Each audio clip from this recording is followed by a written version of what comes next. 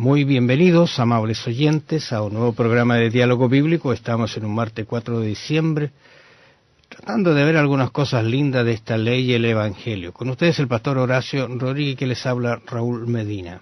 Les saludo cariñosamente, como siempre, con un gran abrazo. No podría preguntarse qué relación tiene la ley y el Evangelio, porque bajo ese concepto uno podría entender mucho mejor el Evangelio y a la vez comprender también más intrínsecamente, más fehacientemente lo que es la ley de Dios. Exactamente, lo dijimos en un comienzo, la ley y el Evangelio no se pueden separar, están unidos.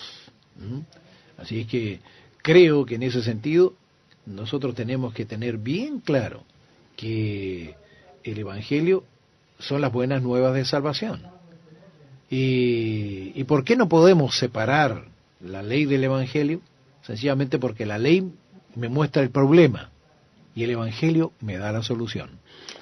O sea que sin Evangelio, en realidad, ¿para qué nos serviría la ley? Porque la ley solamente nos muestra, ya lo hemos dicho, nos muestra la situación en que estamos, nuestra condición. Exactamente. Ahora, si no hay ley, yo no necesito del Evangelio. Porque dime tú, si no hay ley, no hay una ley que me condene, ¿para qué necesito el Evangelio? Yo no tengo problemas. Entonces, no es que la ley haya hecho que el pecado existiera, no, el pecado existía. El pecado existió cuando comenzó allí en Satanás. Pero el Señor tenía la solución, y esa solución fue el Evangelio de salvación. Ahora Romanos lo aclara bastante ese concepto, porque él dice, pero sabemos que todo lo que la ley dice, lo dice a los que están bajo la ley. Ese concepto vamos quizás a reforzarlo un poquito, aunque lo hemos conversado, estar bajo la ley, para que toda boca se cierre y todo el mundo quede bajo el juicio de Dios. Es una consecuencia de estar bajo la ley de Dios. 20 dice, ya que por las obras de la ley ningún ser humano será justificado delante de él, porque por medio de la ley es el conocimiento del pecado. Exactamente. Otro concepto es que está clarísimo en relación a Pablo, cuando alguien quiere decir, mira, Pablo está diciendo que la ley no existe, la ley fue abrogada, la ley fue sacada. No. Pablo es clarísimo en estos textos de Romanos 3, 19 y 20, que la ley sigue existiendo, pero sí que hay personas que están bajo la ley, o sea, están bajo los juicios de Dios y van a recibir el castigo si no salen de esa condición, y no pueden salir a no ser que sea algo externo, venga en ayuda de ellos, y ese externo es las buenas nuevas de salvación, el Evangelio. Recordemos algo que dijimos con anterioridad. Dijimos que Pablo, allí en la carta a los romanos, está tratando de decirles, la ley no los salva, no traten de salvarse mediante la ley. Porque yo podría decir, mira, yo guardo los mandamientos y tengo la salvación. No es así. Yo estoy condenado. Ahora, el guardar los mandamientos para mí es imposible. Eso sucedió cuando nosotros vemos los dos pactos. Hay quienes hablan de estos dos pactos y a veces no entienden bien el asunto del antiguo pacto y el nuevo pacto. Los dos pactos están bajo la ley, o sea, la ley está presente. Pero ¿qué sucedió? La primera vez, cuando el Señor le dice, recordemos ahí en Éxodo 20, cuando Moisés le habla al pueblo y el pueblo dice, todo lo que Jehová ha dicho, eso haremos. Eso fue antes de Éxodo 20. Todo lo que Jehová ha dicho, eso haremos. Bueno, Moisés sube al monte donde recibe las tablas y él estuvo un mes arriba. Y ellos dijeron, Moisés se murió. Así que ahora vamos nosotros a hacerlo. Y ellos, recordemos que ellos venían de la esclavitud de Egipto y en Egipto habían aprendido esto de los ídolos. Y le piden a Aarón que haga un ídolo, un becerro, y ellos adoran ese becerro a la manera de los egipcios, no a la manera que hacían ellos. Ellos tenían un altar, en fin, era totalmente diferente. Ellos lo hicieron con comida, con bailes, vamos y con toda esa cosa. Con orgía, en realidad. Exactamente. Entonces, ellos inmediatamente, fíjate, dijeron, todo haremos, y sin embargo, inmediatamente estaban transgrediendo lo que el Señor les había ordenado.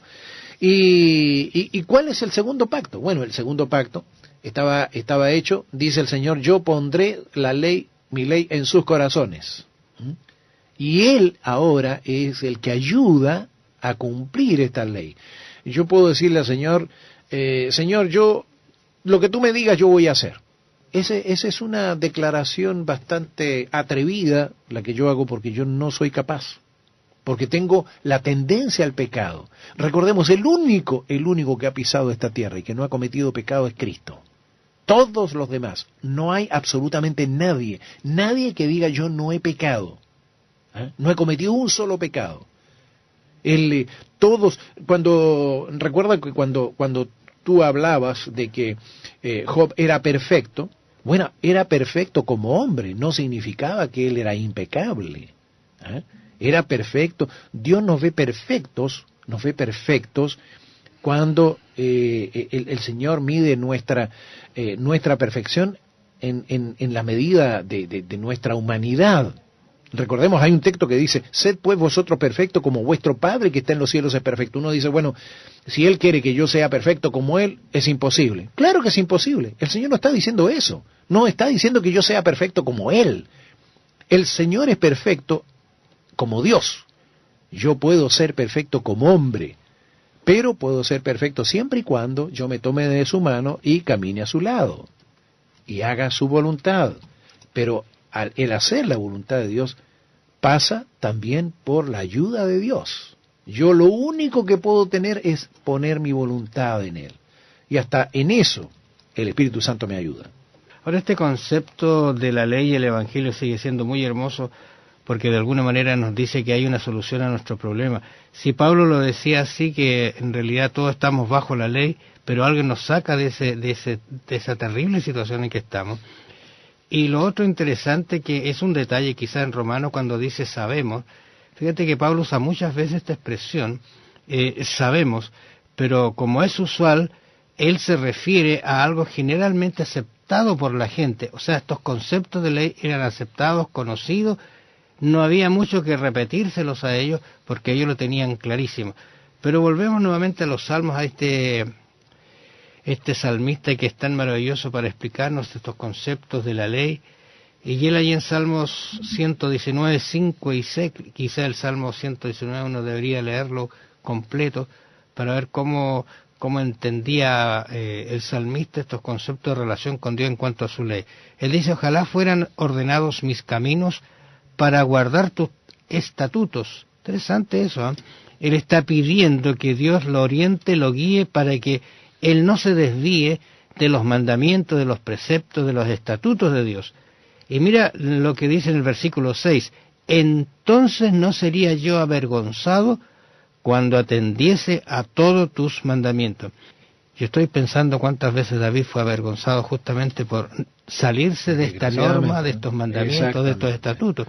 Y él está reconociendo que la única solución es que Dios lo guíe, Dios lo mantenga dentro de esos estatutos y entonces él no va a ser avergonzado. Exactamente. Fíjate lo que dice Pablo. Volvemos nuevamente al libro de Romanos. Romanos capítulo 7, versículo 7. ¿Qué diremos pues? ¿La ley es pecado? En ninguna manera. Pero yo no conocí el pecado por la ley, porque tampoco conocía la codicia si la ley no dijera no codiciarás. El pecado yo lo conozco porque la ley me está mostrando lo que es pecado. Y hay algo que está dentro de nosotros, porque nosotros sabemos lo que es malo. No necesitamos estar sacando la ley y repasando cada momento, bueno, esto será bueno o será malo. Uno sabe lo que es malo, ¿eh? Tiene esa noción, todos tenemos la noción de lo que es malo. Hay quienes han llegado a cauterizar la conciencia y bueno, hacen cualquier cosa, pero no significa eso de que ellos no tengan la noción de lo que es bueno y es malo. Que lo hagan de todas maneras, sí, pero nosotros tenemos que ver que la ley, y volvemos al pensamiento, Pablo en ningún momento dijo que la ley no servía para nada. Lo que Pablo está diciendo es que la ley nos sirve para salvarse. Eso es lo que está dejando en claro. La ley no nos salva, la ley nos condena, pero la ley es la que nos lleva a nuestro Señor Jesucristo, al Salvador. Nos lleva porque Él tiene la solución a nuestro problema. Cuando nos muestra el pecado, entonces nos dice, ahí está Cristo, Él es la solución para tu problema. Algunos argumentan que la ley, la verdad, es perfecta y el Evangelio es perfecto en el sentido de que lógicamente el Evangelio nos da tantas buenas nuevas de salvación, es grato entender los conceptos de Cristo, pero la verdad las cosas que no es así, es una enseñanza contraria a la palabra de Dios. Allí en Deuteronomios 32:4 dice, Él es la roca cuya obra es perfecta, porque todos sus caminos son rectos. Él es un Dios de verdad y no hay maldad en Él, es justo y recto. Nota que interesante que Él está hablando de Deuteronomio, que es un compendio de las ordenanzas, de lo que pasó el pueblo, es un resumen. Moisés está dando una declaración de que el Dios es el que permanece para siempre y su obra también es de esa misma naturaleza, es perfecta, sus enseñanzas son maravillosas.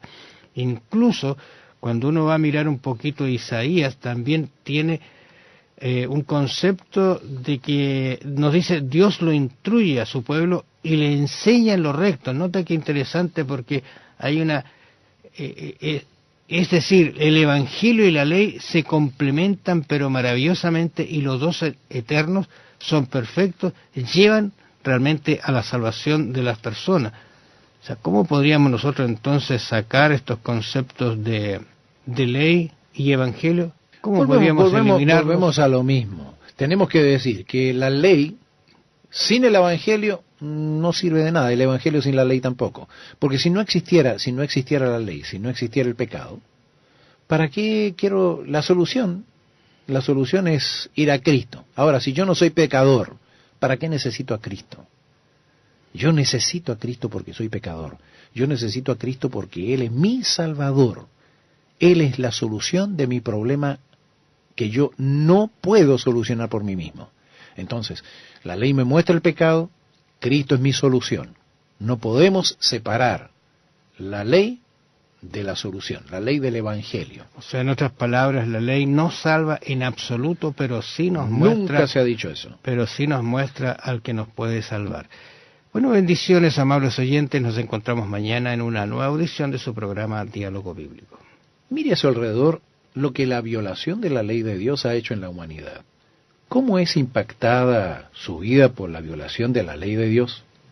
¿Qué le dice su respuesta acerca de cuán relevante sigue siendo la ley? Piénselo. Bendiciones, nos encontramos mañana nuevamente. Que el Señor le bendiga y será. Entonces, no es que la ley haya hecho que el pecado existiera. No, el pecado existía. El pecado existió cuando comenzó allí en Satanás. Pero el Señor tenía la solución, y esa solución fue el Evangelio de salvación. Y el Evangelio, porque bajo ese concepto uno podría entender mucho mejor el Evangelio y a la vez comprender también más intrínsecamente, más fehacientemente lo que es la ley de Dios. Exactamente, lo dijimos en un comienzo, la ley y el Evangelio no se pueden separar, están unidos. Así es que creo que en ese sentido nosotros tenemos que tener bien claro que el Evangelio son las buenas nuevas de salvación. ¿Y por qué no podemos separar la ley del Evangelio? Sencillamente porque la ley me muestra el problema y el Evangelio me da la solución. O sea que muy bienvenidos, amables oyentes, a un nuevo programa de Diálogo Bíblico. Estamos en un martes 4 de diciembre, tratando de ver algunas cosas lindas de esta ley y el Evangelio. Con ustedes el pastor Horacio Rodríguez, que les habla Raúl Medina. Les saludo cariñosamente, como siempre, con un gran abrazo. No podría preguntarse qué relación tiene la ley. Sin Evangelio, en realidad, ¿para qué nos serviría la ley? Porque la ley solamente nos muestra, ya lo hemos dicho, muestra la situación en que estamos, nuestra condición. Exactamente. Ahora, si no hay ley, yo no necesito del Evangelio. Porque dime tú, si no hay ley, no hay una ley que me condene, ¿para qué necesito el Evangelio? Yo no tengo problemas.